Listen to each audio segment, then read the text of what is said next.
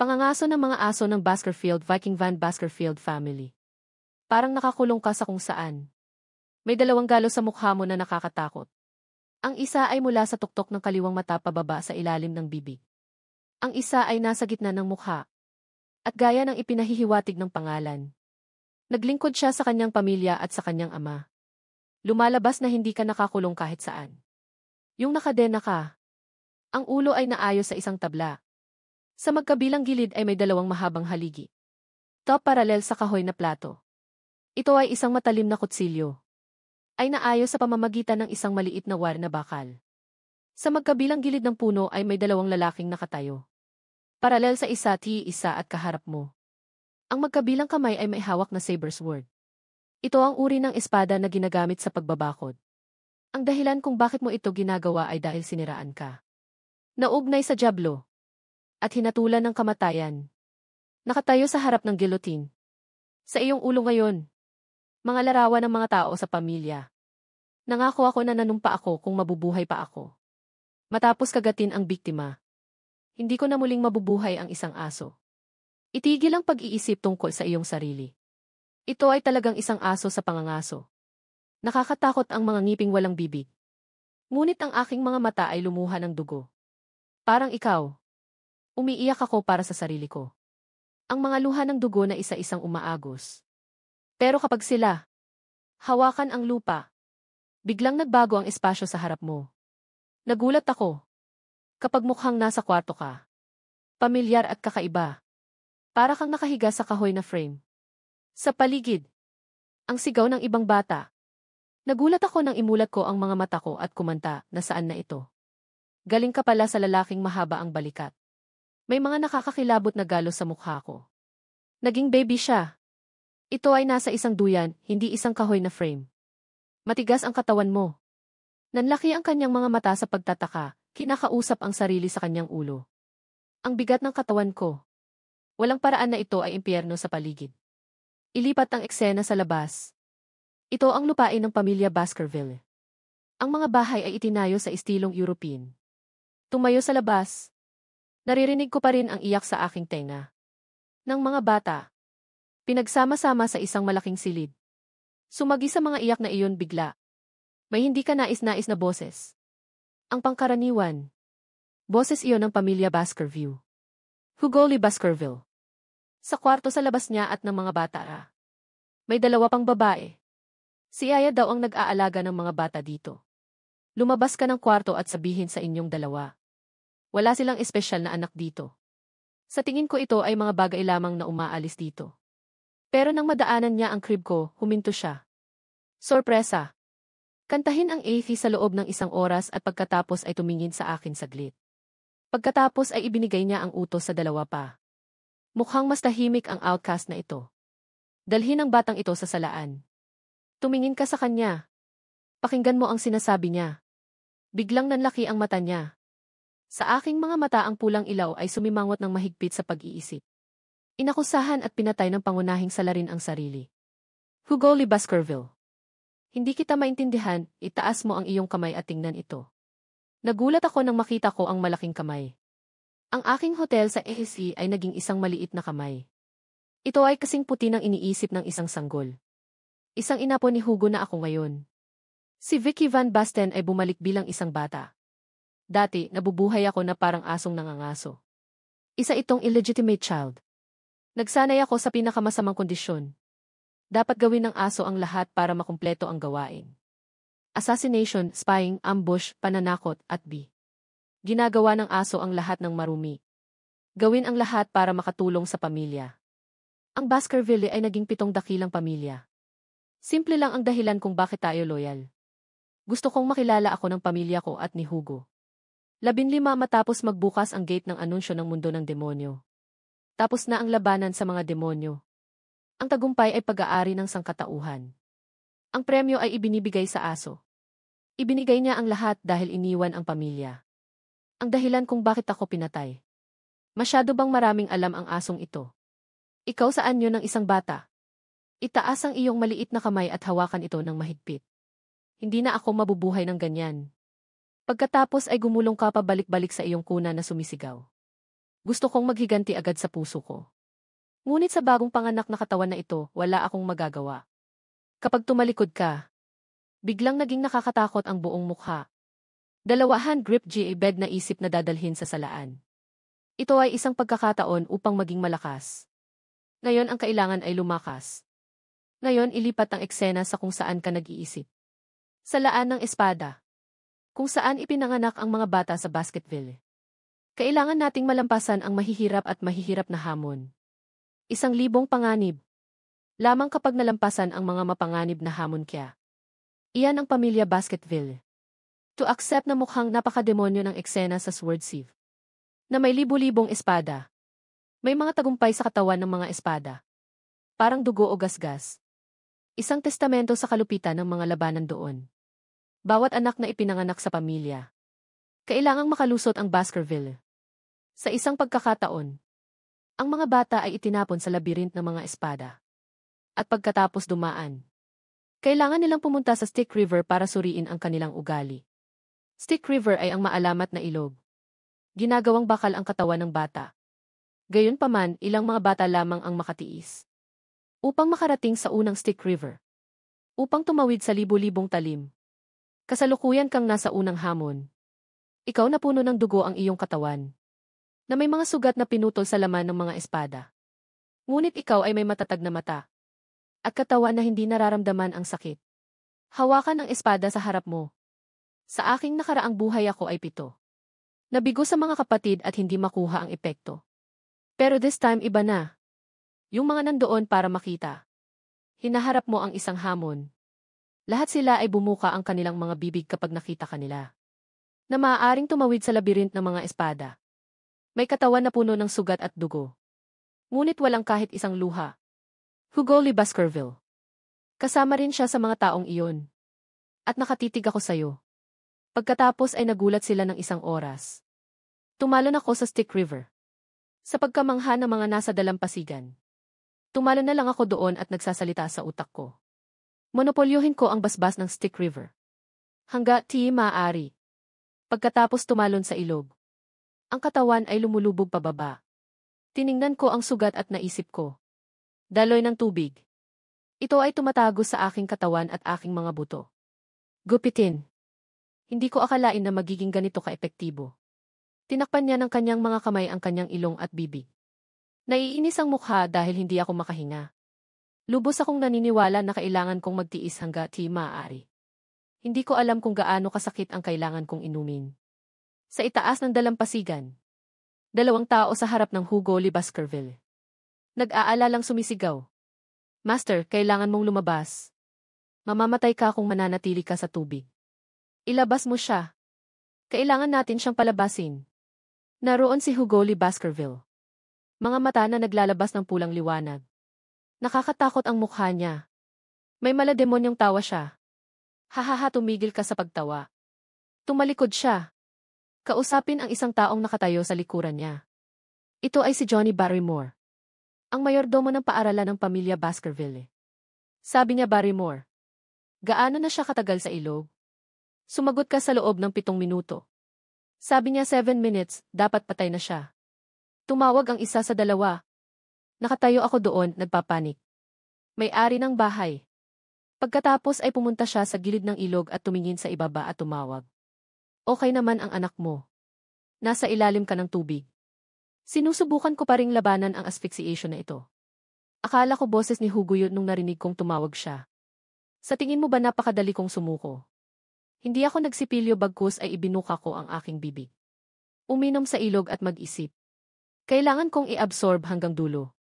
Pero yung aksyon mo, nagdulot ito ng pagka-suffocate.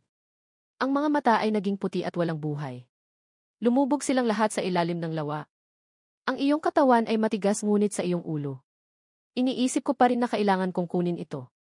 Makatiis, makatiis, makatiis. Akala ko mamamatay na ako sa ilog na iyon. Pagkatapos ay hawak ka ng isang kamay ng line na iyon. Ang iyong mga paa ay kinalagkad palabas ng tubig. Ito ang kamay ni Hugo Lee Baskerville.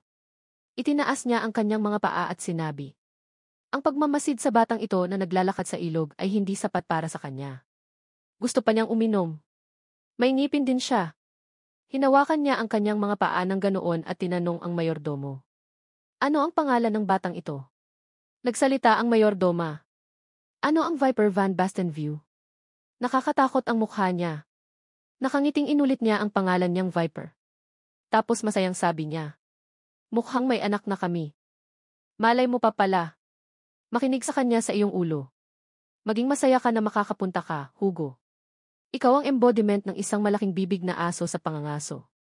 Para ibunyag ang matatalas kong ngipin sa pag-iisip. Ngayon kailangan namin ng oras upang patalasin ang aming mga ngipin. At pagdating ng panahon, kakagatin ko ulo mo. Ikaw na may anyo ng bata. Ngunit ang kaluluwa ay nasa isang balikat. Lumaki sa nakaraan. Sa labas ay nagangalit ang mga ngipin. Ang mga mata ay kumislap ng pulang ilaw na nagdulot ng galit. Mawawala ang pamilya Basquiat. Sa kasaysayan. Sa pamamagitan ng aking sariling kamay Vicky Van Basquiat. Ang iligal na anak ni Hugo Le Basquiat. Vicky mula sa Basquiat. Sa oras na ikaw ay 8, mayroon kang regalo. Ito ay nagkakahalaga ng pagtawag sa dalawang salita. Genius, ngunit sa kanyang pamilya. Katanggap-tanggap pa rin. Sa edad na 20, naatasan ka ng mga gawain tulad ng pagpatay. Intelligence o talunin ang kalaban. Sa 29, nagsimula ako. Kumpara sa mga regalo ng iba. At magsimulang maabot ang threshold ng posibilidad. Gamit ang aking espada. Noong ikaw ay 30. Binuksan ang tarangkahan sa mundo ng demonyo. At dito nagsisimula ang pagsalakay ng mga demonyo. Sa 35 taong gulang, nakaligtas siya sa Apocalypse. At pumatay ng hindi mabilang na mga demonyo. Umabot sa edad na 30. Pagkatapos ng mahabang digmaan. Sa wakas ay natapos ito sa tagumpay. Para sa panig ng tao. At umabot sa edad na 40. Nakuha mo ang pamagat. Para sa iyong katapatan bilang isang aso sa pangangaso. Ngunit ang mga gantimpala ay putulin ang ulo mula sa lid. Paninirang puri pagkatapos ng paninirang puri. At pagkatapos ay ang kanyang ulo ay nasa ibabaw ng guillotine. Ilipat ang eksena sa kung nasaan ka ngayon at dahan-dahang imulat ang iyong mga mata. Tumingin-tingin ako sa paligid sa pag-aakalang ito ang AC Flow Room. Anong ibig sabihin nun? Naging matagumpay ako sa pagsipsip ng tubig ng ilog. At saka agad siyang tumalikod. Seryosong mukha ang iniisip nito. Magagawa kong makakuha ng isang mas mahusay na simula kaysa sa dati. Biglang may boses babae. Sa hawakan, may nagsasalita. Oh, Diyos ko, ginang, sobra na. Bakit nga sinabi sa akin na ilagay ito sa aking kuna? Kakulangan ng may-ari. Nagulat ako sa boses ng babaeng iyon. At makinig sa sinasabi at iniisip ng babaeng iyon. Ang babaeng naglagay ng kahon sa kanyang kuna. Pagkatapos ay tumalikod ka. Napatingin siya sa kahon na inilagay ng babae sa duyan. Nagtataka ako kung bakit may magbibigay ng regalo. Para sa isang bata sa labas. Kasing interesante ko. Napatingin ako saglit sa box at mailaman. Pagkatapos ay dahan-dahang bumukas ang takip at 2 ahas ang gumapang palabas. Nagulat ako nang mahulog ako at naisip kong dugo ito ng AC.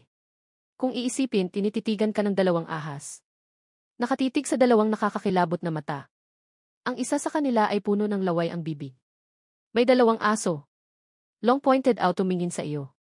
Nagulat ako at lumuhod ako sa isang paa. Laban sa isang paa. Seryosong mukha na nakatingin ng diretsyo sa 2 ahas na naisip ni Kya. Walang paraan na ang 2 halimaw ay bihira. Gusto ko lang magpakamatay. Hindi gaanong tao ang tinatawag sa ganoong pangalan. Ganyan si Lady.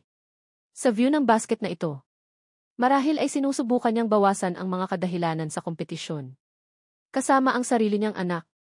Ibinuka ng 2 ahas ang kanilang mga bibig. Idikit ang iyong dila sa iyong mukha at sumugod sa iyo. Nandyan pa rin ako, hindi natatakot mag-isip. Maging ang mga bata sa mga nursing home. Maaari ding patayin ang bata. Pagkatapos ay kinuha niya ang 2 kamay at mabilis itong dinala. Kumapit sa 2 ahas. 2 ahas sa kamay ko. Biglang naging kakilakilabot ang mukha ng iyong anak. Nakadilat ang 2 mata, ang mga mata ay naglalabas ng kakilakilabot na pulang ilaw. Gaya ng inaasahan sa Baskerville. Na tayo ay magtatapos. Ang iyong buhay sa mismong mga kamay na ito. At pagkatapos ay pinatay niya ang 2 ahas na iyon. Ang kanilang dugo ay nasa buong kama ko. Kinaumagahan. Ang tanawin ng basket ay talagang natakot. Kapag sa personal. May nakita akong bata na natutulog ng maayos sa tabi ko. Ang mga katawan ng dalawang ahas. Noong araw na iyon ay inutusan ang nurse na manood. Ang bata ay pinahirapan at pinatay. Hanggang dulo ng katawan ng mga ahas. Ito ay isang misteryo pa rin sa lahat. Paglabas nila ng kwarto, binuksan ko ang mata ko. Napatingin ako sa mga taong nag-iisip. Mayroon lamang isang batang aso. Ay upang makita ang katotohanan. Makalipas ang 8 taon, mas matanda na siya ngayon. Nakaupo ako ngayon sa isang classroom. Kasama ang mga bata. Parehong edad. Sa itaas ay ang gurong nagtuturo sa mga bata. Nakaupo sa ilalim ng guro na nakatingin sa mga bata at nagsasalita. Ang maliliit na may-ari. Ngayon ay matututunan natin ang tungkol sa mga yugto ng isang eskrimador. Kung ang isang eskrimador ay hindi makapaghatid ng mana, sila ay napuno ng espada. Tatawagin silang swordsman apprentice. Once na makapagbigay sila ng mana sa espada kahit kaunti, tatawagin silang swordsman. At sa wakas kapag ang aura, maaari itong maging self-contained at maaaring magbago ng hugis. Sa kagustuhan ng eskrimador, tatawagin silang master swordsman. Ang pinakamahusay sa basket view. Si Hugo ay isa ring dalubhasang eskrimador. Nagulat ang mga batang nakaupo sa ibaba. Ibuka mo ang bibig mo, hindi ka naman ganyan. Tahimik kong naisip. Si Hugo ay isa ng dalubhasang eskrimador. Kailangan kong bawiin lahat ng dati kong lakas. Kapag umuurong bago ang seremonya ng pagkahinog. Bagong guro. Pagtingin sa iyo, walang reaksyon. Itulak ang salamin ng pag-iisip. Nag-iisip na naman ang dakilang young master. Na pinalakas ang katawan. Na natanggap niya habang nakababad sa ilog. Dumikit ng 7 minuto. Kasama ang analytical mind, henyo na higit sa tao. Ang kanyang talento ay isang klase. Iba sa ibang may-ari. At ulo ng pamilya. Ay magiging labis na nasasabik. Kapag naririnig ang tungkol sa mga tagumpay na kulang sa may-ari. Nakamit ng ulo poong. Tingnan natin nakaupo ka pa rin doon na nalulunod. Sa sarili kong isip. Aabutin ako ng maraming taon para patayin si Hugo. Si Viper Van Baskerville ay 8 taong gulang na ngayon. Sa kabila ng nasa ganoong edad. Ngunit ang iyong mukha ay nagpapakita ng isang matalim na gilid. Sa mukha na iyon. Una, ilipat ang eksena sa ibang lugar. May 3 bata na may parehong mukha. Maging ang kanilang mga mata at ngiti ay pareho. Ang tanging pagkakaiba na nagpapakilala sa kanila ay kulot sa harap ng noo. Ang isa naman ay you. 2 kulot at kulot. Nakangiti sila ngayon, nakakakilabot ng ngiti. Itinulak ng isa sa kanila ang kanyang kamay sa kanyang dibdib. Itong maruming bastard. Out of wedlock ka lang. May mga kakaibang chismis tungkol sa iyo. Alam mo ba? Boses ito ng lalaking may lock ng buhok. Inuulit ng 2 pa ang huling 2 salita ng pangungusap. Alam mo ba? Nagsalita ulit yung may lock ng buhok. Nasa tubig ka sis. Sa loob ng 7 minuto. At pinatay pa ang 2 napakasamang ahas. Noong ipinanganak ako. Tahimik kong pinagmamasdan silang nag-iisip. Kilalang kilala ko ang mga lalaking ito. Sila ang mga taong akusahan ang iyong sarili ng walang batayan. At sinaksak ako habang sinusubukan kong tumakas. Ang mga ito ay binansagan na Geethy Nails ng Hugo Lee Baskerville. Habang ikaw ang nasa isip mo. Sigaw ng batang may lock ng buhok. Itigil ang paglalaro. Sumunod na sabi ng 2 kya. Huminto ngayon, huminto ka na. Ang 3 pangalan ng mga bata ay 2 Broly Baskerville pangalan ay may curl. Mid Broly Baskerville ang pangalan na may 2 kulot.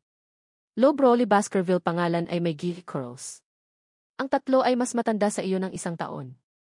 Nakahawak sila sa mga kamay nila malapit sa iyo. 2 mga kapatid na Baskerville. Parang wala akong simpatsya sa kanya. Sabi ng 2 kya kay Theo. Hindi rin tayo. Hindi rin tayo. Nakatayo pa rin ako habang nag-iisip. Kahit sa susunod na 15 taon. Sila ay magiging napakasamang mga kaaway. Kailangan nating harapin ito ng mas mahusay. Dapat natin silang bigyan ng babala bago ang hinaharap. Tapos yung pangalang hybrid. Hinugot ni Baskerville ang isang kutsilyo sa kanyang mukha. Huminahon ka at tingnan mo ang kutsilyong iyon. Itinutok niya sa akin ang kutsilyo. Matapos magbabad sa tubig ng Sis River. Ang katawan ay magiging kasing tigas ng malamig na bakal. Ang iyong katawan ay hindi na masasaktan ng espada. Sinabihan ako niyan. Ibig sabihin hindi ka mamamatay kapag sinaksak kita. Hindi dalawang kiya ang nagsasabing Deo. Tama, tama. Sabi na. Dalawa bro, Lee Baskerville turn head out, tawag mababa bro.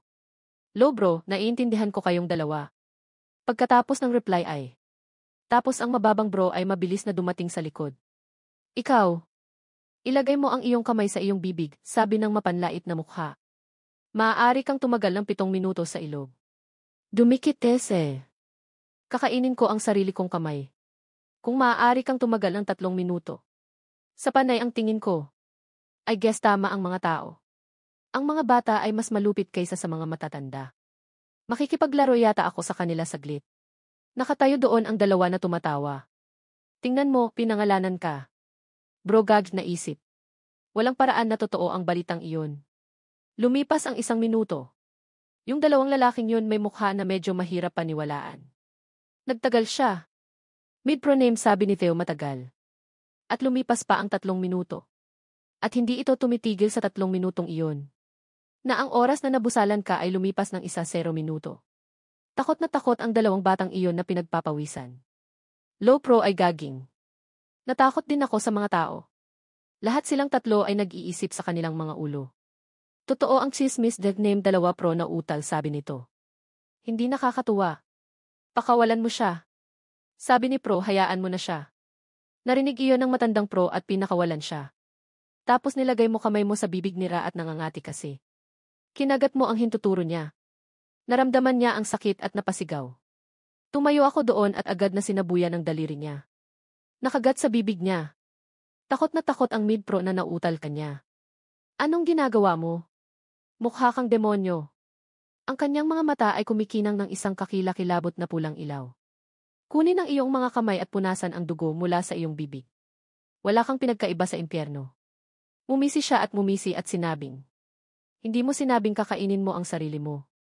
Yung lalaking nakatayo sa harap mo. Baka sa mukha ko ang takot pero malakas pa rin. Sabi ng dalawa pro name. Magagawa mo rin iyon. Hindi rin kami natatakot sa iyo. Sabi ng lalaking nakatayo sa tabi niya, hindi ako natatakot. At pagkatapos, gaya ng dati ang lumang pangalan. Sasabihin din ni bro na walang takot. Pero hindi, hawak niya ang kamay niya. Luha ng takot na pinapanood kang sumisigaw ng malakas. Narinig ng dalawa pa ang sinabi niya. Tumingin siya sa kanya na may pagtataka sa mga mata. Sumigaw siya ng malakas at sinabing. Naputol ang kamay ko. Nag-aalangan na sabi ni name dalawa bro. Florera. Huminahon ka kuya. Hilingin sa pari na ibalik ito. Miss bro, halika na. Sa mahabang panahon, nakayuko ang aking kapatid sa sakit na mailuha. Google die. Tama ka, makinig ka sa usapan nila, yumuko ka, sabi ng boss. Sinong nagsabing pumunta ka? Pangalan dalawa bro. Nang marinig ko iyon, nagalit ako at hinawakan ang kutsilyo sa kamay ko. Saksakin ka ng malakas na sumisigaw. Ang bastos mo. Nakalimutan mong mas matanda kami sayo ng 1 taon. Tinusok niya ang kutsilyo sa tiyan mo. Pero nagulat ako dahil napunit lang ang kutsilyo. Iyong jacket na may maliit na luha. Upang ibunyag ang laman sa loob at hindi masaktan. At ang dulo ay isa lamang ang layo mula sa iyong bala. Sa itaas ng kanyang ulo ay ang iyong boses. Nakalimutan mo na yata. Kapatid. Kaya pala hindi maabot ng kutsilyo niya ang balat mo. Nakuha mo kasi ang hawakan ng kutsilyo niya. At yumuko pa atras. Nahulog ang kutsilyo sa kamay niya. Ito ay isang basket view. Kung mayroon kang sapat na kapangyarihan at talento. Ang tinatawag na edad ay hindi mahalaga. Nabali ang kamay niya sa likod at napasigaw sa sakit. Ang hindi mapagpanggap na mukha.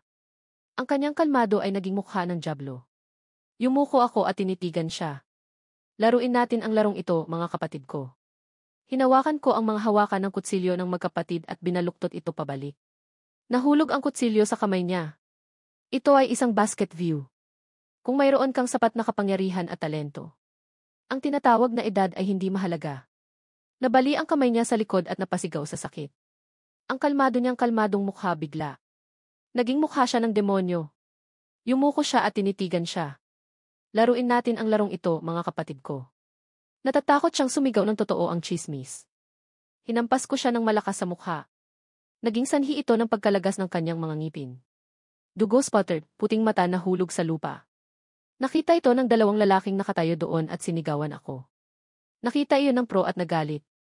Asyol, pero wala siyang magawa. Sinipa mo ako sa mukha gamit ang iyong paa. And ants on one side of his cheek puro lapirat. Tanging ang lumang pangalan na pro ang nananatili. Sa sobrang takot niya ay bumagsak siya sa lupa habang sumisigaw. Tumayo ako doon na hindi tumitingin sa kanya at sinabing huwag kang matakot. Ikaw ay gagaling kung ikaw ay ginagamot sa oras. Pero hindi kita papayagang umalis sa kwartong ito. At sa bilis na ito, ikaw ay hindi pinagana sa natitirang bahagi ng iyong buhay. Sabi ko, yumuko para kunin ang kutsilyo ng lalaki. Kinuha niya ang kutsilyo at masayang tiningnan ito. Kaya tayo ay magiging mapagbigay. Hayaang umalis ang isa sa inyo. Narinig ng lobro na sinabi mo iyon at nagtanong muli. Bakit umalis ang isa sa atin? Nahihirapan kayong dalawa na umupo ngayon. Isang lalaking may dugo sa bibig. Sa isang tabi na may dugo ang halinghing. Naghagis siya ng kutsilyo sa harapan nila. Kayo na ang bahalang magdesisyon. Sabi ko, tumalikod at lumabas. Maglakad ka lang at magsalita. Hindi ako maghihintay ng matagal. Kaya mabilis na magpa siya. Pagkatapos ay ibinaling niya ang kanyang ulo sa nakakakilabot na mukha. Ngunit kahit isa sa inyo ay dapat mabuhay. Hindi. Bumaba ang tingin nila sa kutsilyo. Tapos nagkatinginan kami. At saka sa loob, may tunog ng pagpatay sa isa't isa. Nasa labas ako ng pinto, nilagay ang kamay ko sa bulsa ko, tumatawa. Kasama niyan. Ang bishe na ilang basket view ay gumuho sa pagitan nito. Sa isang malaking kwarto. Binabasa ni John Barrymore ang anunsyo. Ang pinuno ay nagkaroon ng isa pang sagupaan sa pamilya mo. Bakit niya sinabi sa akin na ilagay ito sa aking kuna? Kakulangan ng may-ari. Nagulat ako sa boses ng babaeng iyon. At makinig sa sinasabi at iniisip ng babaeng iyon. Ang babaeng naglagay ng kahon sa kanyang kuna. Pagkatapos ay tumalikod ka. Napatingin siya sa kahon na inilagay ng babae sa duyan. Nagtataka ako kung bakit may magbibigay ng regalo. Para sa isang bata sa labas. Kasing interesante ko. Napatingin ako saglit sa box at mailaman. Pagkatapos ay dahan-dahang bumukas ang takip at 2 ahas ang gumapang palabas. Nagulat ako nang mahulog ako at naisip kong dugo ito ng AC. Kung iisipin, tinititigan ka ng 2 ahas. Nakatitig sa 2 nakakakilabot na mata. Ang isa sa kanila ay puno ng laway ang bibig. May 2 aso. Long pointed out tumingin sa iyo. Nagulat ako at lumuhod ako sa isang paa. Laban sa isang paa. Seryosong mukha na nakatingin ng diretsyo sa 2 ahas na naisip ni Kya. Walang paraan na ang 2 halimaw ay bihira. Gusto ko lang magpakamatay. Hindi gaanong tao ang tinatawag sa ganoong pangalan. Ganyan si Lady. Sa view ng basket na ito. Marahil ay sinusubukan niyang bawasan ang mga kadahilanan sa kompetisyon. Kasama ang sarili niyang anak. Ibinuka ng 2 ahas ang kanilang mga bibig. Idikit ang iyong dila sa iyong mukha at sumugod sa iyo. Nandyan pa rin ako, hindi natatakot mag-isip. Maging ang mga bata sa mga nursing home. Maaari ding patayin ang bata. Pagkatapos ay kinuha niya ang 2 kamay at mabilis itong dinala. Kumapit sa 2 ahas. 2 ahas sa kamay ko. Biglang naging kakilakilabot ang mukha ng iyong anak. Nakadilat ang 2 mata, ang mga mata ay naglalabas ng kakilakilabot na pulang ilaw. Gaya ng inaasahan sa Baskerville. Na tayo ay magtatapos. Ang iyong buhay sa mismong mga kamay na ito. At pagkatapos ay pinatay niya ang 2 ahas na iyon. Ang kanilang dugo ay nasa buong kama ko. Kinaumagahan. Ang tanawin ng basket ay talagang natakot. Kapag sa personal, may nakita akong bata na natutulog ng maayos sa tabi ko. Ang mga katawan ng 2 ahas. Noong araw na iyon ay inutusan ang nurse na manood. Ang bata ay pinahirapan at pinatay. Hanggang dulo ng katawan. Ng mga ahas. Ito ay isang misteryo pa rin sa lahat. Paglabas nila ng kwarto, binuksan ko ang mata ko. Napatingin ako sa mga taong nag-iisip. Mayroon lamang isang batang aso. Ay upang makita ang katotohanan. Makalipas ang 8 taon, mas matanda na siya ngayon. Nakaupo ako ngayon sa isang classroom. Kasama ang mga bata. Parehong edad. Sa itaas ay ang gurong nagtuturo sa mga bata. Nakaupo sa ilalim ng guro na nakatingin sa mga bata at nagsasalita. Ang maliliit na may-ari. Ngayon ay matututunan natin ang tungkol sa mga yugto. Ng isang eskrimador. Kung ang isang eskrimador ay hindi makapaghatid ng mana. Sila ay napuno ng espada. Tatawagin silang swordsman apprentice. Once na makapagbigay sila ng mana. Sa espada kahit kaunti. Tatawagin silang swordsman. At sa wakas kapag ang aura, maaari itong maging self-contained. At maaaring magbago ng hugis. Sa kagustuhan ng eskrimador, tatawagin silang Master Swordsman. Ang pinakamahusay sa basket view. Si Hugo ay isa ring dalubhasang eskrimador. Nagulat ang mga batang nakaupo sa ibaba. Ibuka mo ang bibig mo, hindi ka naman ganyan. Tahimik kong naisip. Si Hugo ay isa ng dalubhasang eskrimador. Kailangan kong bawiin lahat ng dati kong lakas. Kapag umuurong bago ang seremonya ng pagkahinog. Bagong guro.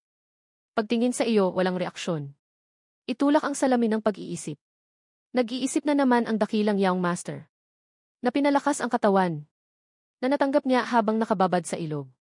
Dumikit ng 7 minuto. Kasama ang analytical mind, henyo na higit sa tao. Ang kanyang talento ay isang klase. Iba sa ibang may-ari. At ulo ng pamilya. Ay magiging labis na nasasabik. Kapag naririnig ang tungkol sa mga tagumpay na kulang sa may-ari. Nakamit ng ulupong. Tingnan natin, nakaupo ka pa rin doon na nalulunod.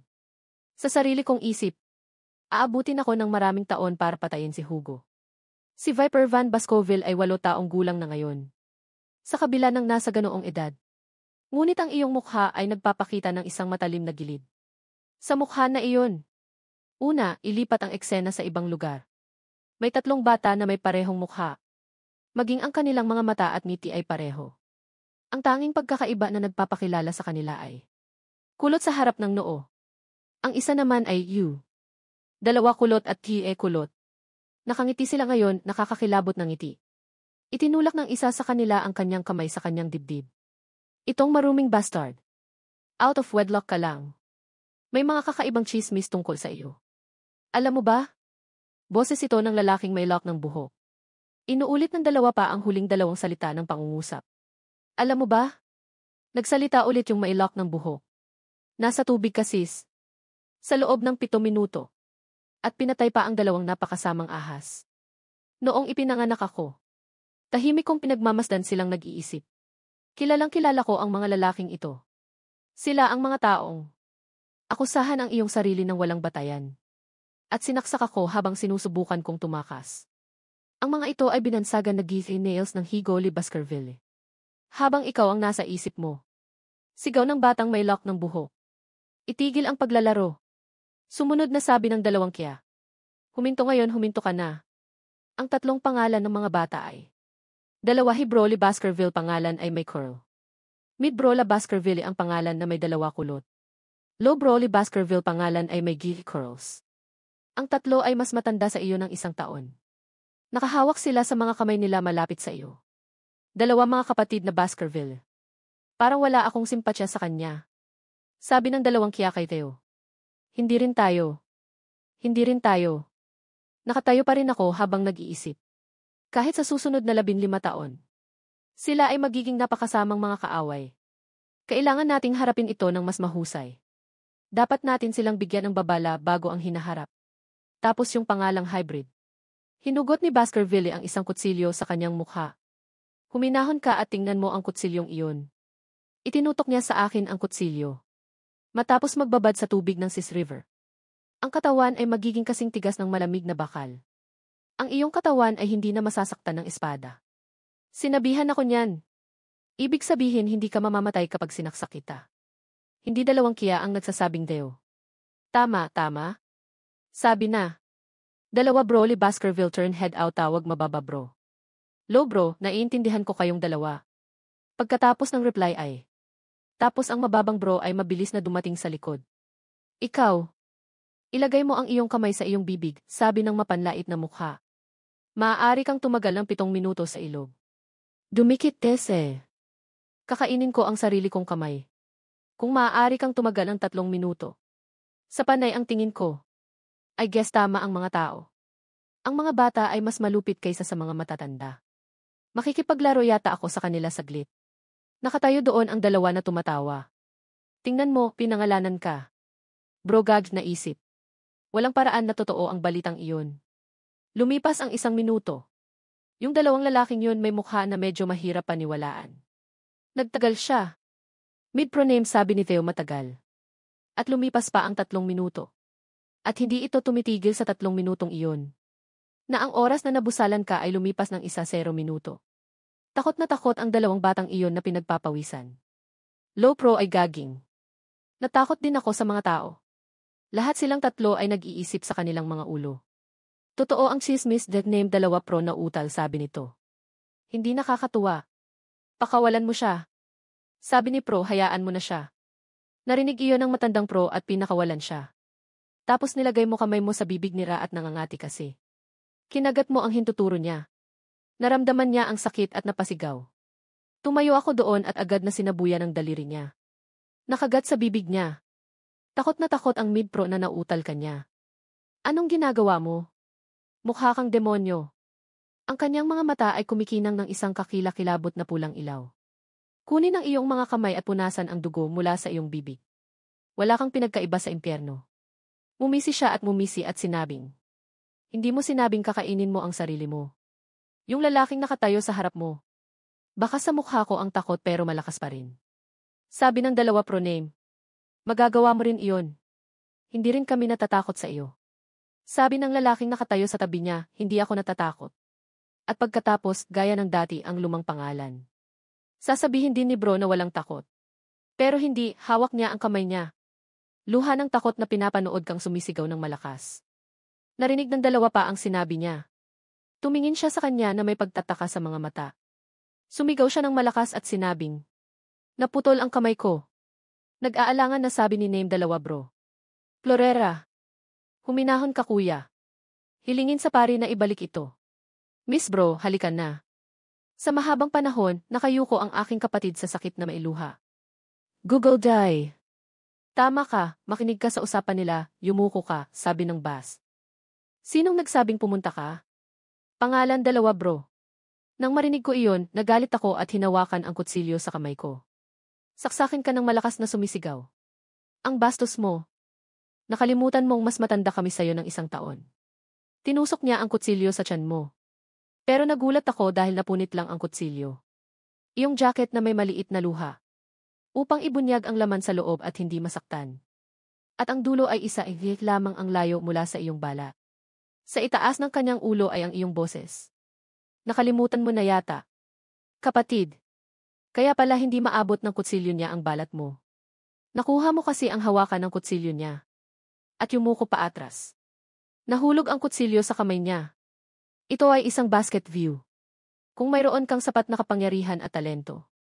Ang tinatawag na edad ay hindi mahalaga. Nabali ang kamay niya sa likod at napasigaw sa sakit. Ang hindi mapagpanggap na mukha. Ang kanyang kalmado ay naging mukha ng dyablo.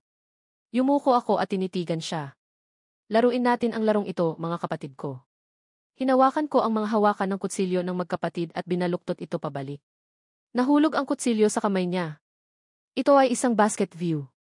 Kung mayroon kang sapat na kapangyarihan at talento. Ang tinatawag na edad ay hindi mahalaga.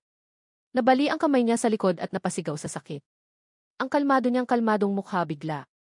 Naging mukha siya ng demonyo. Yumuko siya at tinitigan siya. Laruin natin ang larong ito, mga kapatid ko. Natatakot siyang sumigaw ng totoo ang chismis. Hinampas ko siya ng malakas sa mukha. Naging sanhi ito ng pagkalagas ng kanyang mga ngipin. Dugo sputtered, puting mata na hulog sa lupa. Nakita ito ng 2 lalaking nakatayo doon at sinigawan ako. Nakita iyon ng pro at nagalit. Asyol, pero wala siyang magawa. Sinipa mo ako sa mukha gamit ang iyong paa. And ants on one side of his cheek, puro lapirat. Tanging ang lumang pangalan na pro ang nananatili. Sa sobrang takot niya ay bumagsak siya sa lupa habang sumisigaw. Tumayo ako doon na hindi tumitingin sa kanya at sinabing huwag kang matakot. Ikaw ay gagaling kung ikaw ay ginagamot sa oras. Pero hindi kita papayagang umalis sa kwartong ito. At sa bilis na ito, ikaw ay hindi pinagana sa natitirang bahagi ng iyong buhay. Sabi ko, yumuko para kunin ang kutsilyo ng lalaki. Kinuha niya ang kutsilyo at masayang tiningnan ito. Kaya tayo ay magiging mapagbigay. Hayaang umalis ang isa sa inyo. Narinig ng lobro na sinabi mo iyon at nagtanong muli. Bakit umalis ang isa sa atin? Nahihirapan kayong 2 na umupo ngayon. Isang lalaking may dugo sa bibig. Sa isang tabi na may dugo ang halinghing. Naghagis siya ng kutsilyo sa harapan nila. Kayo na ang bahalang magdesisyon. Sabi ko, tumalikod at lumabas. Maglakad ka lang at magsalita. Hindi ako maghihintay ng matagal. Kaya mabilis na magpasya. Pagkatapos ay ibinaling niya ang kanyang ulo sa nakakakilabot na mukha. Ngunit kahit isa sa inyo ay dapat mabuhay. Hindi. Bumaba ang tingin nila sa kutsilyo. Tapos nagkatinginan kami. At saka sa loob, may tunog ng pagpatay sa isa't isa. Nasa labas ako ng pinto, nilagay ang kamay ko sa bulsa ko, tumatawa. Kasama niyan. Ang display na ilang basket view ay gumuho sa pagitan nito. Sa isang malaking kwarto. Binabasa ni John Barrymore ang anunsyo. Ang pinuno ay nagkaroon ng isa pang sagupaan sa pamilya Moore. At ang akin ni Ruby. Ang angkan ng Moore ay humihingi ng mga minahan ng Ruby sa kanilang teritoryo. Katatapos lang ng butler. Isang boses na nagmumula sa isang taong nakaupo sa isang upuan. Nakaharap sa mayordomo. Magkakaroon ng pagkakataong pag-usapan ang sabihin sa kanila sa lalong madaling panahon. Lalapit muna sa amin ang pamilya Moore. Mayroon kang isang bagay na iulat, bagaman. Nagsalita ang mayordoma na nakatayo doon. Sa pinakahuling midterm assessment. At ang kastilyo ng mga bata. Ang kakulangan ng Macromaster ay umabot sa numero 1 sa nakasulat na pagsusulit. Totoo ang lalaki sa upuan. Iyan ay Hugo Lee Baskerville. Tanong niya kapag may practice exam. Magsisimula daw sila sa loob ng 5 araw. Ang Knights ng Long Guard. Ang radyo ng mga bata ay naghahanda para sa paglalakbay na iyon. Pagkatapos ay magiging ganap ang kastilyo ng mga bata. Ito ay desyerto ngayon. Tapos yung butler. Na may mukha ng takot na pinagpapawisan sa kanyang boses. May-ari ng bahay. May dapat sabihin ang mga nasasakupan ko tungkol sa kastilyo ng mga bata. Nagkaroon ng malaking away sa pagitan ng mga may-ari kamakailan. Tanong niya ulit. Malaking away, ilang tao ang namatay? Sagot ni Ra. Ang isa ay patay, ngunit ang mga ngipin ng may-ari ng hybrid ay ganap na nasira. Nag-crash ang function ng mid-pro owner. At naputol ang hintuturo ng mababang may-ari ng pro. Nagamot na sila at gumaling. Ngunit marami silang nasaktan sa pag-iisip. Nang marinig niya iyon ay nagsalita siya. Hindi naman sa sobrang close namin o ese. Hinala ko nag-aaway sila ng ganyan. Sinagot ng mayordoma ang kanyang kahina-hinalang tanong. Nag-away kasi sila ng iba nilang kapatid. Naginawang status ko ang tatlong magpinsan. Iyon ang isang taong gulang nilang nakababatang kapatid. Nakakuha siya ng number 1 sa exam na kakagawa ko lang. Kakulangan ng iyay na kalamnan. Narinig niya ang sagot mula sa mayordomo. Ang galing. Sa harap ng kwartong inuupuan niya. Ito ay isang napakarangyang pasilyo. Kasama ang mga mamahaling chandelier na ito. Pinagsama sa mga magagandang bulaklak na inukit sa dingding. Inimbitahan siya sa kanyang silid. Matapos ang ibinalita ng mayordomo. Lumakad ako sa isang masayang mukha. 2 kamay sa likod niya ang nakatingin sa kanya. Bahagya siyang humisi at sinabing, "Si Vigron Elot." Masaya siyang tumawa at binati siya. Magandang hapon, sumagot ang may-ari sa kanyang pagbati. Ako yata ang padre de pamilya. Tapos pinanood niya akong magsalita. Magtanong. Narinig kong hindi mo pinagana ang GIFI sa advanced class. Ikaw na walang muwang ang mukha. Maglagay ng daliri sa iyong mga labi. Balita ko binigyan sila ng special treatment. Nang marinig niya ang sagot mo, seryoso siya. Hindi namin pinag-uusapan ang kanilang mga katawan. Nagsalita siya tungkol sa sinaktan mo ang puso nila. Simula nung araw na yun. Nagsimula silang kumain ng hiwalay. Tumigil kami sa pag-uusap. Atake. Pinagsasama ang kanilang 3 direksyon.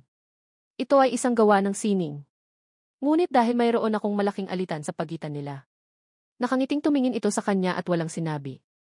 Pagkatapos ay tinanong niya ang kanyang kapatid, hindi mo ba naisip na mali ang iyong ginawa? Sabi ko, anong ginawa mong mali? Sumagot siya, hindi ko ginawa. Gawing barko ang iyong mga kapatid. Sirang ASV. Pagkatapos ng tanong na iyon, nawala ng buhay ang kanyang mga mata. Pero mas malakas ka sa kanila. Paano magkakamali ang isang malakas na tao? Sagot niya. Dumating ang mga kapatid mo bago ka pumunta dito. At bukas palad na pinatawad ako. Wala pa rin akong nararamdamang guilt ese. Tumayo sa tabi niya ang mayordoma. Takot na takot ako ngayon at ang libingan. Amoy, sagot ko agad. Patawarin mo ako at alalahanin ang nakaraan sa iyong ulo. Naalala ko ang oras bago ako bumalik. Namatay ang huling anak ng pamilya. Pumunta sa pamilya Baskerville para makita ng personal si Hugo. Siya, na naging madre pagkatapos ng lahat ng mga taon na ito. Para sabihin sa kanya na napatawad na niya ito. At pagkatapos marinig iyon, Sumagot si Hugo sa pagsasabing. Hindi ko na iniisip sa isip ko. Pero bago tayo mag-regress, isa lang ang makakalaban ko kapag 18 na ako. Kaya syempre ito ay isang direktang paghaharap. Magiging sobra ang mukha. Sa isang 8 taong gulang na tulad ko. Gayunpaman, may alam akong paraan para matalo ang isang bata. Hellhound. At pagkatapos ay tumakbo ka ng napakabilis sa unahan. Sa harap mo ay isang hellhound. Bumibilis din ito papunta sa iyo. Nang hindi na mabagal, lumipad ako papunta dito sa pag-iisip. Ang unang kahinaan ng hellhound. Aso sa pangangaso. Ang impyerno ay maaari lamang gumalaw sa isang tuwid na linya. Matagal bago magbago. Direksyon at ito ay totoo. Kapag ito ay mabilis na patungo sa iyo, gusto kitang bigyan ng malaking sugat. Pero mabilis ako. Upang makatakas sa paparating na pag-atake nito. At talagang nakarating ito sa kinaroroonan mo. At ito ay hindi hanggang sa ilang sandali mamaya. Dahan-dahan mong ikot ang iyong ulo at tumingin sa akin.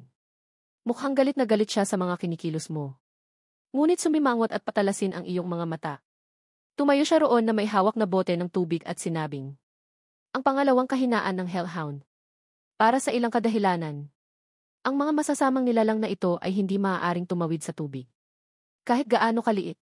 At pagkatapos ay maghulog ka ng tubig sa lupa sa harap mo. Tapos tumakbo ka palabas dyan. Tumakbo lang ako at pinanood itong humabol sa akin at napaisip.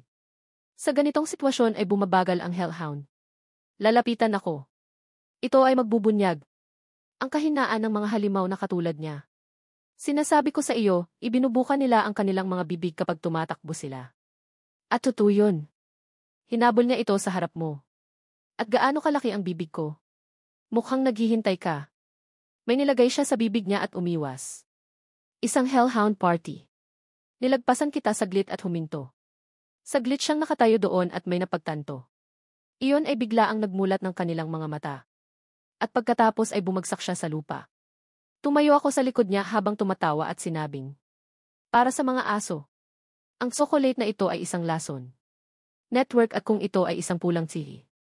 Na maaaring makagawa ng 100 litro ng chocolate sa isang butil lamang. The more na gumagana para sa mga asong ito, syempre. Lumalabas. Ang itinapon mo lang sa bibig nito ay ang KOGC. At nadurog ito. Mataas sa bibig nakakagulat na humihinga ng kamatayan. Hinugot niya ang kanyang espada sa kanyang tagiliran. Nakatitig ang nakakatakot niyang mga mata. Sabi ng hellhound. Totoong hindi kayang lumaban ng mga helldog na ito. Handa na ang chocolate. Siguro muna. Makakaapekto ito sa kanilang puso at tiyan. Ang mga ito ay protektado ng napakalakas na tadyang. Kaya kailangan nating maghangad kung saan walang tadyang. Yan ang sabi ng kidney nila. Pagkatapos ay isaksak mo ang dulo ng espada sa bato nito. The hellhound talagang namatay sa isang kakilakilabot na kamatayan. Nasasakal ito sa chocolate. May espada ito sa bato. Hindi mo lang ako sinasaksak ng espada. At pinutol mo ang isang linya doon mismo sa lugar ng pag-crash. Pagkatapos mong ilabas ang iyong espada. Sa mismong lugar ng paghiwa. Biglang may lumabas na asul na hangin. Ang dahilan kung bakit mayroong kaya airflow ay kapag pinapatay ng line na iyon ang mga halimaw. Magiging kaakit-akit ang mga puntos ng karanasan. Hinihigop sa katawan. Ito ay magpapalakas ng katawan. Nakatayo ako doon. Sumipsip ng lahat ng hangin sa iyong katawan. Anya, tila naging mas magaan ang espada. Panatilihin ang momentum. Mabilis na tataas ang iyong kapangyarihan. Hindi kasing laki ng paglaki sa nakaraang buhay. Sabi ko sabay indayog ng espada ko. Subukan ang kapangyarihan na nakuha ko. Pagkatapos ay tumingin siya sa hellhound at sinabi. Hindi ko alam kung kailan 8 ang isang bata. Ibagsak ang isang impyerno ng isang halimaw. Ang panganib ni Hugo. Ano kaya ang mangyayari? Natawa ako. Sa kung ano ang maaaring gawin. Nasecure ko na ang lead. Oras na para mag-isip tungkol sa mga gantimpala. Ngunit, isang gantimpala na hindi ko pinangarap sa aking nakaraang buhay. Na sa ngayon, walang nakakaalam ng eksaktong halaga. Nandyan na lahat, magsalita ka. Ngayon kunin ang kanyang ulo. Pero nung natapos ko, nagulat ako sa tunog sa likod ko. Kapag inikot mo ang iyong ulo. Nanghuhuli pala sila ng mga aso. Isa pang impyerno. Sila. Hindi ko alam kung kailan ako nasa likod mo. Lumingon lang ako para tignan. Tingnan kung ano ang ingay na iyon. Pagkatapos ay tumalikod ka sa kanila. Isang kalmadong mukha na nakikipag-usap sa iyong sarili. Mukhang narinig ni Kea ang alulong. Gusto kong maghiganti para sa kapwa ko lalaki. Ito talaga ang pagmamahal ng kawan. Pagkatapos ay pinutol mo ang ulo ng impyernong aso. Hinawakan ko muna ito sa kamay ko. At lumingon at tumingin sa mga hellhounds. Sabi ng labi, kahit anong mangyari, hindi ako papatay ng isa. Halika, marami tayong tsili. Ngunit ang mga aso ng impyerno ay biglang natakot. Dahil sa kanila, parang nakakaramdam ng nakakatakot na tingin. Nagulat ako sa reaksyon niya at napaisip. Nagpapanik na sila. Sa harap ng isang 8 taong gulang. Ang mga aso ng impyerno ay hindi umaatras. Kahit na kailangan mong mamatay. Kasi ba? Kung iisipin, lumingon ako at tumingin sa likod ko. May nakita akong isa pang halimaw na nakatayo sa likod ko. Ang halimaw na iyon ay mukhang isang asong nangangaso. Hell, pero iba. Ngunit may 3 ulo. At hindi lang iyon, kundi sa paligid ng katawan nito ay may apoy. Lahi ng hellhound. Ngunit ito ay isang asul na apoy. Nang makita ko ito, bigla kong naisip na may ulo si Cerberus. Ulo ng aso ng Gifi Cerberus. Ito ay isang halimaw na may dagdag na antas ng panganib. Bakit dapat nasa 7 floor ang isang nilalang? Muli siyang nagpakita sa unang palapag. Tiningnan ko ng mabuti ang katawan niya at nagulat ako. Dumudugo. Ngayon tingnan mabuti ang mga sugat. Dulot ng pangalan sa buong katawan nito. Sino ang sumusubok na manghuli nito o ese? Ngayong naiisip ko ito. Sa kabilang bahagi ng bundok ay ang lugar ng tribo. Barbarian. Kung ito ay hinabol hanggang dito. Ng tribong barbaro. Kaya ito ay isang pagkakataon. Isang demonyong nilalang. Grade plus na kamamatay na pinsala. Kailangan kong alisin ito sa sandaling kailangan kong gamitin ito. Lahat ng meron ako. Ngunit bago pumunta sa digmaan. Sa pagitan mo at ng isang level up plus na halimaw. Pagkatapos ay kailangan naming pag-usapan ang tungkol sa iyo. Itinago ng ulupong ang lahat ng kanyang kakayahan sa angkan. View ng Basker. Ang kakayahang gumamit ng espada. Naabot na niya ang antas ng isang dalubhasang eskrimador. At ang kanyang karunungan sa G.A. Basker View Nails ay ganap na umabot sa antas. Na ang mga aso. Ang iba pang pangangaso ay maaari lamang makamit sa panahon. Ang mga matatanda ay bumalik sa digmaan. Nakatayo siya roon habang hawak ang kanyang espada patungo sa halimaw. Levels plus kaya. Ihagis ang iyong kapangyarihan sa espada. Pagkatapos ay tumakbo ng mabilis patungo sa halimaw. At nilaslas ng malakas ang ulo sa gitna nito. Hindi ito titigil doon. Pinutol ko ang 2 pang ulo. Sa magkabilang gilid sa labas. Ikaw na may mapanganib na mga mata. Harapin ang tiwala na magagawa mo ito. Ito ay lubos na posible. Kung ang isang aso ulo sa Beros. Nasugatan. Bago bumalik sa paglaban sa Bevay. Ang sword technique ng Viper ay hinasa hanggang sa puntong walang labis na paggalaw. Kapag pinapatay ang kalaban. Higit sa lahat, may katawan siya na pinaganda ng kambal na sis. Mga sandata na ulupong. Mayroong higit sa sapat upang magdulot ng pinsala sa ulo ng aso Severus. Pero hindi dahil lang sa iniisip niya iyon. Nagulat siya sa hawak niyang espada sa kamay. Kinagat siya ng halimaw na iyon. At sa isang sandali ng kawalang ingat. Humantong sa isang pagkakataon para sa mga aso ulo si Beros. Gamit ang mga kuko nito. At tinapon na ako ng mga kuko nito. Nabasag ang buong katawan niya sa malaking puno. Sa likod mo mismo kapag ikaw ay. Nauntog siya sa puno, napaungol lang siya ng 1 oras. Mga kalamnan at dugo sports. Pag-usapan ang tungkol kay Severus.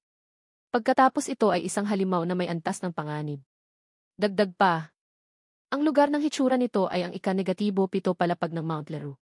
Eleno. Ito ay tinatawag na Watchdog of Hell. Hindi nito gusto na ang mga kaluluwa ay napupunta sa impyerno. Ngunit sa sandaling nais ng kaluluwa na umalis sa impyerno.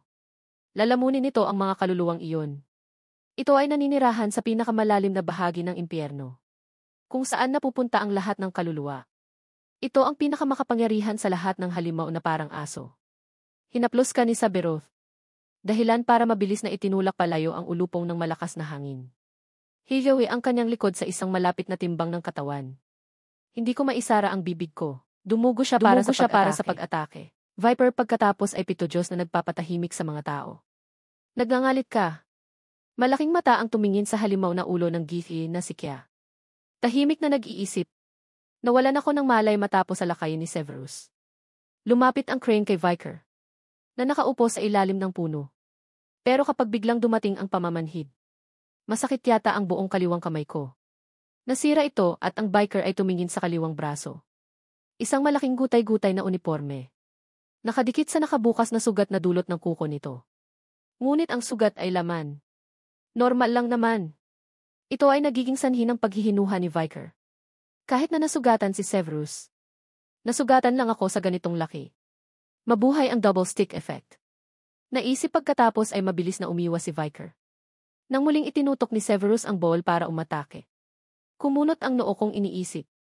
Pero kung patuloy akong tatamaan ulit, mahihirapan akong mabuhay. Ito ay isang mahirap na sitwasyon. Ngunit kahit sa ilalim ng mga sitwasyong ito, ang isang veteranong mga ngaso ay laging nakakahanap ng pinakamahusay na paraan. Ang pinakamahusay na paraan na magagawa ko ngayon ay, pagkatapos mag-isip tungkol dito, lumingon din ang halimaw. Ang galing. Dahil hindi ka tutol. Masyado ka kasi mabilis. Lekalamnan sa tingin siyan 36 sa tabi ng inay itaas na libro.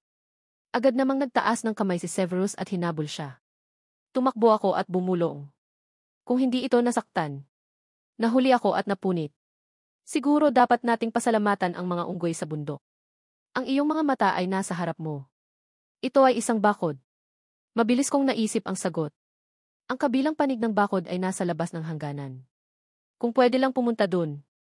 Matagumpay kong naiisip. Mabilis na tumalon si Viper sa bakod. Habang sinusundan ni Severus si Theo. Sa tingin ko, mas maganda kung nahuli ako noon. Mamamatay ako kapag napagtanto kong tumawid na ang ulupong sa hangganan. Ang mga hoodlum na may 3 ulo ay mas agresibo. Para silang naka-on sa bagong mode. Kasing bilis ng pag-ihip. Tumatakbo si Viker sa mga puno na naghahanap ng kung ano. Nagtataka ako kung saan ito. Ito ay dapat na nasa paligid dito. Biglang may kung ano sa ilalim ng puno. Natutuwa si Viker na nandito ito. Tumakbo siya ng mabilis kaya niya papunta sa harapan habang pinapasaya ang sarili. Konti na lang. Kaunti pa. Si Severus ay napakalapit sa ulupong. Mas nakamamatay pa sila kaysa dati. Bigla kang bumubulong ngayon. At ang ulupong pagkatapos ay gumawa ng isang pitik. At galit na hinahabol kami ng mga halimaw. Kalagitnaan ng ulupong. Nakita ko ng sarili kong mga mata ang mga panga nila. Sa harap mismo ng ulo ko. Lamang kapag ang kanilang mga paa ay nasa bukas na lupa. Agad na lumubog ang 6 na palapag. Kahit si Severus. Napagtanto ko rin na nakulong ako. Ito ay tungkol sa pagpapanik. Ang huling ilang mga kalamnan ay dumapo sa gilid ng Kya na nakatalikod. Humiga ako sa ulo ko at pinagmasdan ang paghinga ng buwan. Pagkatapos ang mga ksebero ay nakulong ng kanilang mga sibat. Mabutas ang mga ksebero ng katawan. Mabilis na namula ang dugo ng halimaw. Lihim na nagagalak ang mga kalamnan sa balikat. Maligayang pagdating sa espada, Severus.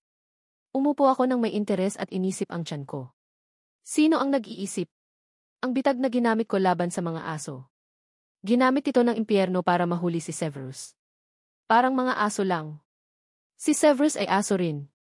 Ang kakanyahan ng kanyang dugo ay natatakpan ng mga sibat.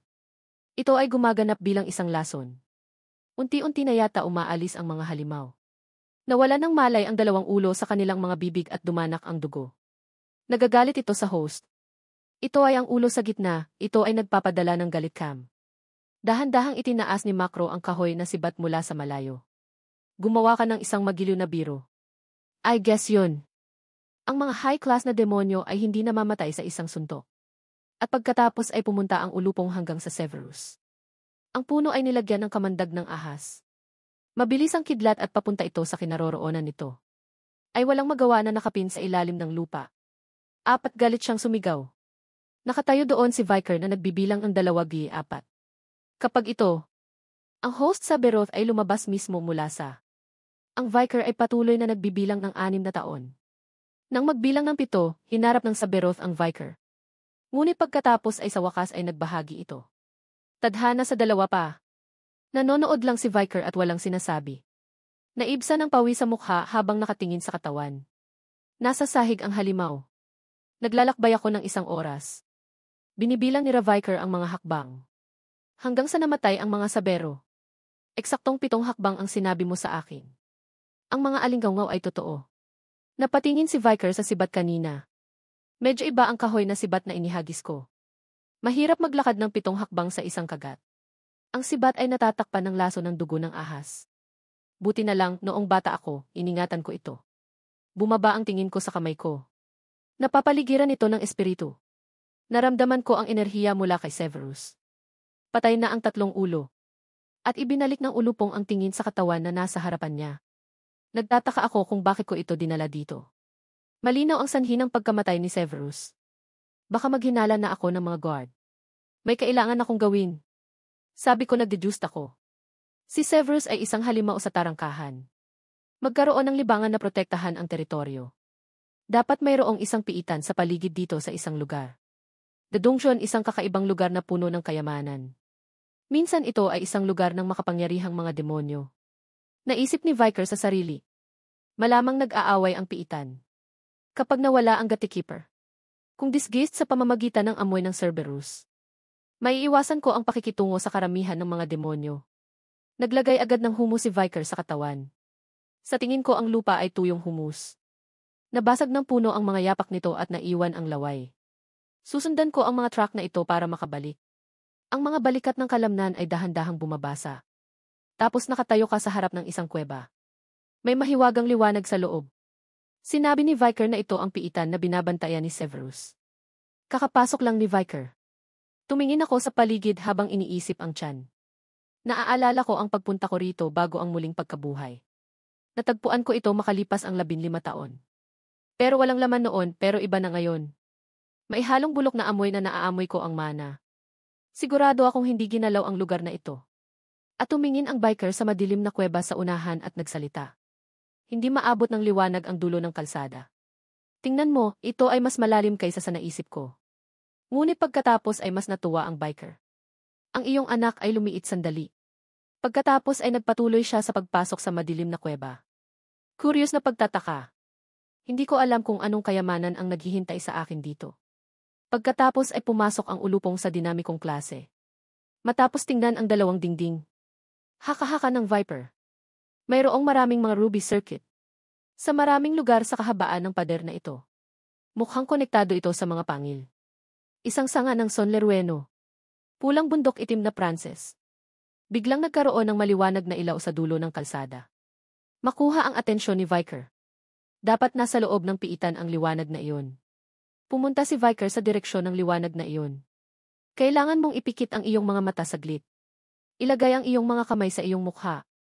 Dahil sa harap mo ay isang ruby. Nagliliyab na malaking pulang-pula. Nakaupo sa gitna ng kwarto. Umakyat si Viker at pinanood itong kumikinang sa piitan. Ito ay dapat na isang nilalang. Nagpapalabas ito ng liwanag sa pamamagitan ng pagsipsip ng mana. At inilagay sa ruby. May napansin akong kakaiba, kaya tumagal ako ng 1 oras. Nakatingin sa mga hubad na buto sa sulok ng silid. Nauna na yata sa akin ang ilay na iyon. Kinuha niya ang sulat na isinulat niya sa tabi niya. At suriin ang kalagayan ng katawan sa kanyang harapan. Mga pinsala sa buong katawan. Ang dugo ay nilaslas ng kutsilyo at si Viker ay dumating sa konklusyon.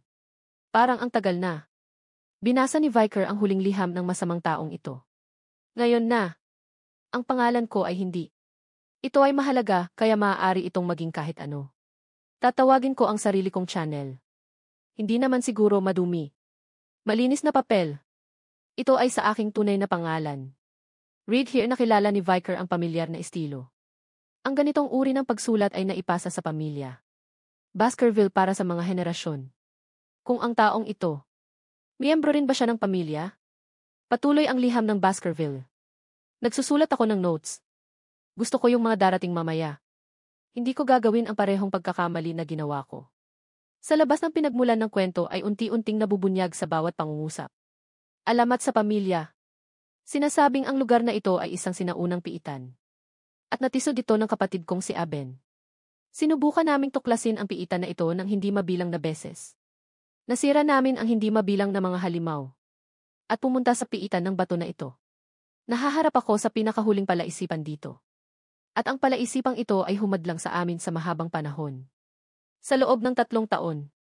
Tumigil si Viking sa pagiging medyo sarcastic at nagsabi ng ilang ironic na pangungusap. 3 taon. Gusto siguro nilang ilagay ang kayamanan sa loob. Ang tunay na palaisipan na ito ay dapat nasa isang lugar. Sa piitan. Napatingin siya sa pedestal ng Ruby Inn. Binabaluktot ang mga salita. Wika stretches pagdududa. Yun ba? Binasa ni Viker ang palaisipang iyon. Ang pumapasok ay isa. Ngunit sa loob nito ay nagiging 2. Kapag isa ka lang makakaalis ka. Ang sulat ay nagpatuloy sa pagsasabi na may makitid na pag-iisip na kapital. Tungkol sa palaisipan ng magkapatid naming 2. Matagal na namin itong pinag-isipan. At lahat tayo ay nakarating sa isang konklusyon. Kambal kami. Sa sinapupunan ng aking ina. Dati tayo ay isa, ngunit noong tayo ay ipinanganak. Nahati kami sa 2. Tayong 2.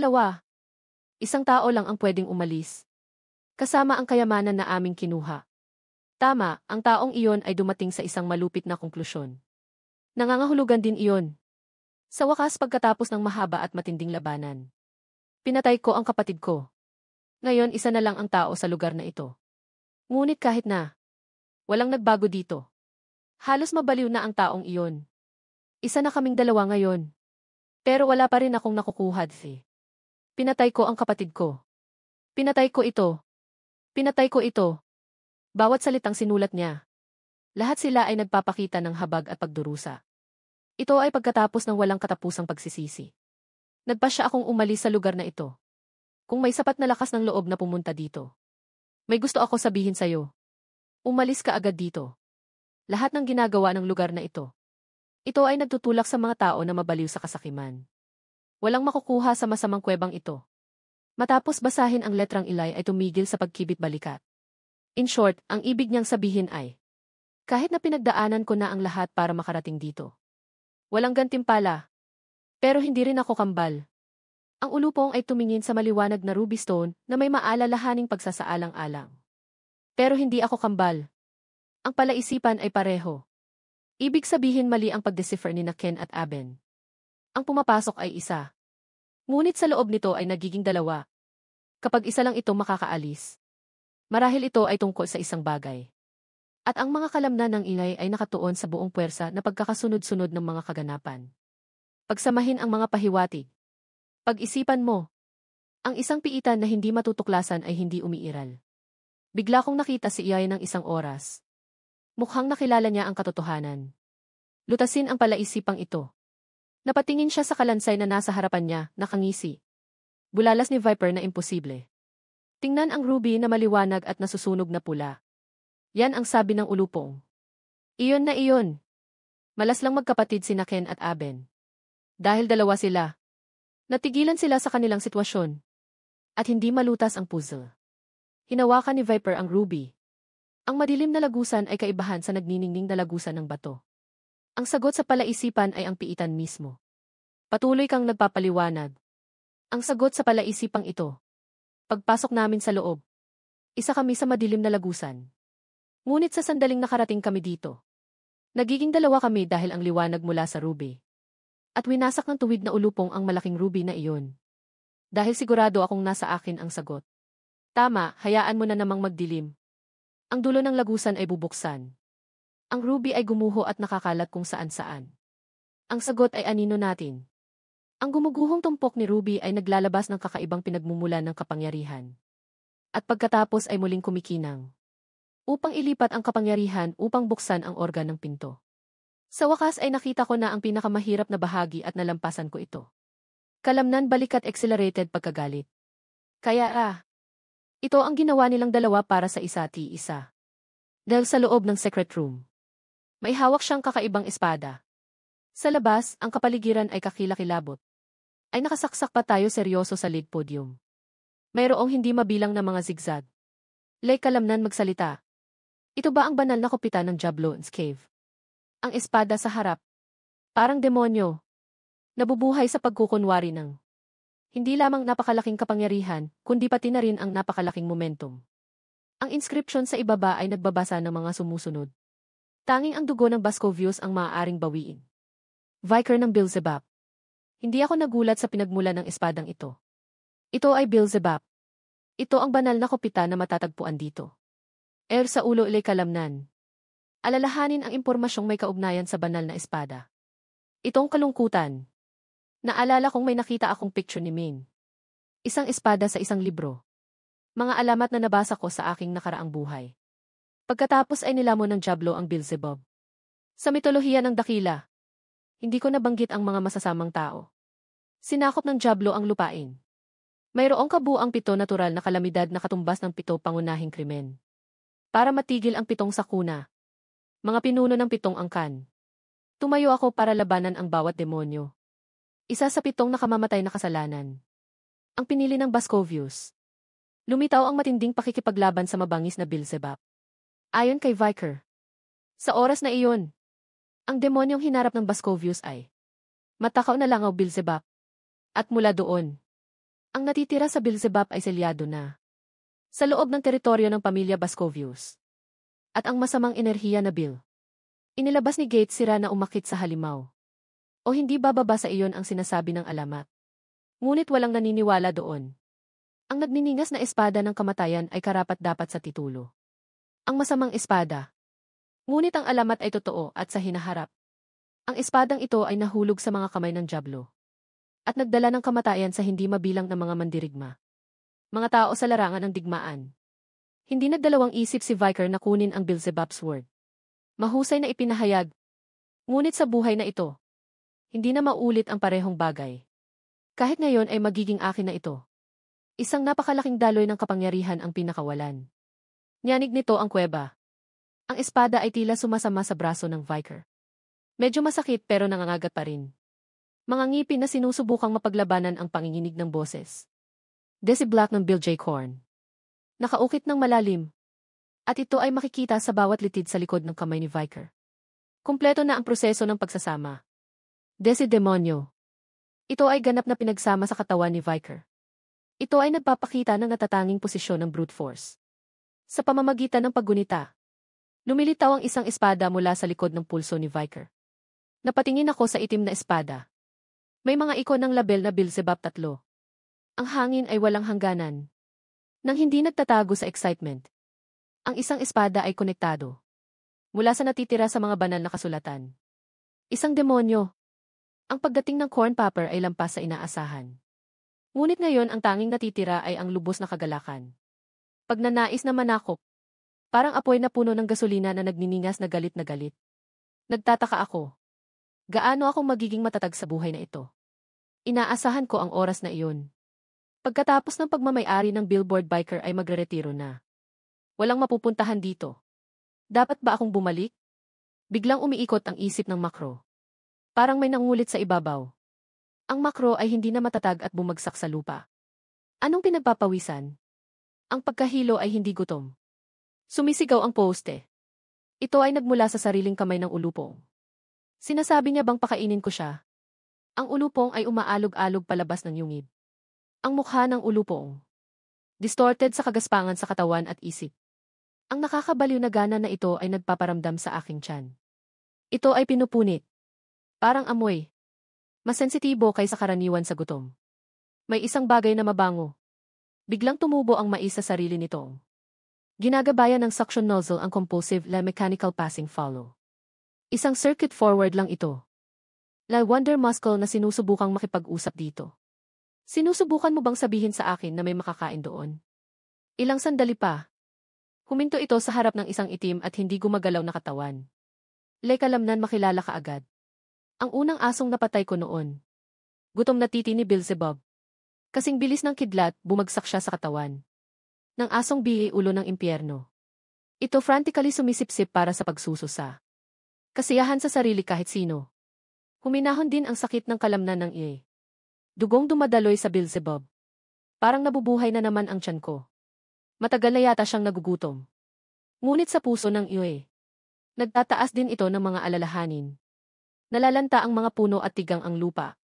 Hindi maaaring dahil sa gutom ni Bill. Dimes.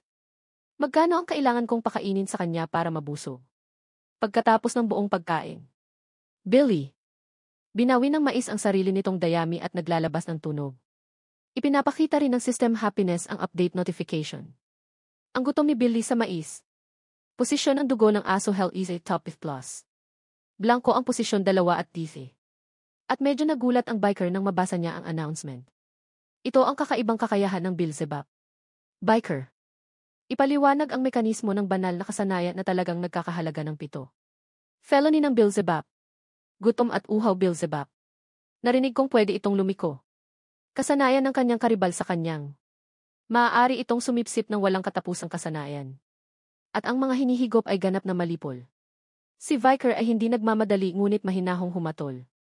Pero may level yata. Maximum ng mga kasanayan na maaari kong makuha. Dahil ito ay isang bangkay. Ang dugo ng aso ulo. Kasanayan. Kahit ang pinakamaliit na gasgas ay dumudugo. Naiinis na biglang natauhan si Viker. Sandali lang kung makukuha ko ang kasanayang ito. Ngunit bago ako makatapos, si Beelzebub ay gusto niyang maubos ang katawan. Biglang lumabas ang ulupong. Maghintay ng ilang sandali bago ang gutom ni Beelzebub. Natalo din ang Viper. Hindi mo makakain lahat. Mahihirapang ipaliwanag kapag sinuri nila ito mamaya. Dahil masisira ang katawan. Tingnan ito anuman. Wala akong pakialam sa sasabihin ko. Pero nababaliw lang. Kalamnan na ubos ka bibe. Sa wakas ay kinailangan ko siyang sampalin ng aking kamay at sabihin sa kanya. Huminto at magsalita. Sobrang init. Kasabay nito, ang mga kasanayan ay nadagdagan din ng pagsipsip ng dugo. Sinunog si Severus. Isang plus blood dog helpless plus. Rapid regeneration brown mouse na pinipiga ang mga balikat ng kalamnan sa pagkamangha. Mabilis na pagbabagong buhay. Kinakain din nito ang kayumangging daga sa ilalim ng bito. At kinuha ng ulupong ang katawan ng daga at tiningnan ito. Nasasabik sa hindi inaasahang resulta. Ngunit ito ay isang mahusay na ani upang masunog mula sa Severus. Sa mga kakayahan na hinihigop ko mula sa mga Helldog. Ang isang tao ay mamamatay kung makuha nila ang kasanayang ito. Mas masahol pa ito kaysa masunog ng buhay. Tapos na ang lahat ng arrangement. Relax sa isip. Inihanda ko na ang ghost creature. Impyerno para sa isang pagsusulit sa pagsasanay. Kaya ako. Relax lang hanggang matapos ang evaluation. Isang serye ng mga batang eskrimador na nakatayo sa linya. Naghihintay ng resulta, ito ang mga batang aso ng tanawin ng Basker. Bumalik pagkatapos makumpleto ang pagtatasa ng pagsasanay. Nagpapatuloy ang pagsusuri pagkatapos nito. At katawan ng mga nakakatakot na nilalang na nahuhuli ng mga batang asong nangangaso ay binubuo ng kalasag na kwintas ng espada. Ibinalik sila bilang mga tropeo. At isa sa mga nakakatakot na bangkay. Isang batang asong iniuwi. Nakakagulat ang mga tanawin ng Basker doon. Sa hepe, si Hugo Libasculin ay isang sorpresa. Para magtanong ulit sa pangalawang pagkakataon. Sino ang nakahuli ng isang bagay? Ang ulat ni John Barrymore. Young Master Pichu Van Basculin. 8 taong gulang. Hindi sinasadyang dumaan sa mga hindi pa natutuklasang lugar sa panahon ng pagsusulit. At nang huli ng zubat. Delikadong halimaw antas ng isang plus. Seryosong tanong ni Hugo. Cerberus ang sinasabi mo. Dog top na narrate ng Night Guard Society. Naghaharap kami noon. Nagpatuloy si John sa pag-uulat. Na-inform ako na ito ay nasugatan noon mula sa mga tribong barbaro. At nalason. Tanong ni Hugo. Anong uri ng lason ang sapat na malakas upang patayin ang isang Cerberus? At paano ito nalason? Hindi rin maipaliwanag ni John. Gawing makatwiran ang lahat. Maging tapat lang sa pag-uulat. Walang naitala mula sa mga log ng pangangaso. Sinubukan kong tanungin siya tungkol dito. Pero pagod daw siya at bumalik sa dorm niya, kaya kinapa ni Hugo ang kanyang baba sa interes. Tuso din ang batang ito. Ang kaalaman ay kapangyarihan at ang kapangyarihan ay halaga. Matapat na tanong ni John the Butler. Nagulat din ako. When you think galing sa van ang talent na tulad niya. Hindi liola. Ipinapahiwatig ni Hugo na hindi mo ako naiintindihan. Nagmamadaling humingi ng tawad si John. Si Hugo ay tapat na nagpahayag ng kanyang opinyon. Iba sa mga dating may-ari. Wala kaming pakialam sa dugo kapag kami ay pinalaki. Isang asong nangangaso. Bale galing sa royal family. O isang patutot. Ang mahalaga lang sa atin ay talento at determinasyon. Nagpatuloy si Hugo sa sinabi ko. Kahit na ang mahihina ay maaaring magmula sa dugo. Mabuti at vice versa. Alam mo ibig kong sabihin. Napaisip si John sa sarili. Gising na siya. Tungkol sa pangalawang anak na lalaki na nagsasanay sa ilang. Magalang niyang sagot kay Hugo. Paumanhin Hugo High excited order hindi is. Ngunit kailangan natin ng isang bagay upang mapabuti ang ating kalooban. Kunin mo ang bata dito. Sumunod naman si Butler John. Tatawagan ko agad si Master Pitcha. At ganoon din, tinawag si Vicar sa isang pulong.